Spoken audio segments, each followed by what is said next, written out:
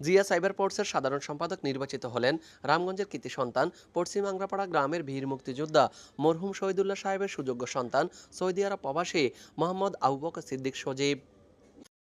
লক্ষ্মীপুর জেলা জিয়া সাইবার পোর্টসের সভাপতি আহমেদ ওসমান গনি ও ভারপ্রাপ্ত সাধারণ সম্পাদক রিপন উদ্দিন রাসেলের যৌথ স্বাক্ষরে এই কমিটির অনুমোদন দেওয়া হয়।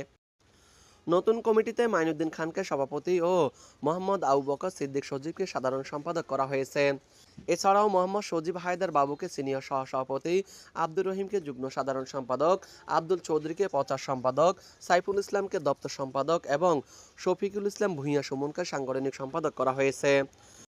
নবনির্বাচিত সভাপতি মাইনুদ্দিন খান ও সাধারণ সম্পাদক মোহাম্মদ আবু বকর সিদ্দিক সজীব বলেন, দীর্ঘদিন ধরে তারা বাংলাদেশ জাতীয়তাবাদী দল বিএনপির রাজনীতির সঙ্গে যুক্ত থেকে দেশ এবং দেশের মানুষের কল্যাণে কাজ করে আসছেন।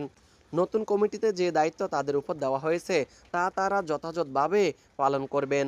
তারা আরও বলেন, দলের আদর্শ ও দেশপ্রেমকে সামনে রেখে জিয়া সাইবার ফোর্সের কার্যক্রমকে আরও শক্তিশালী করা এবং সাধারণ মানুষের পাশে থাকার জন্য তারা কাজ করবেন।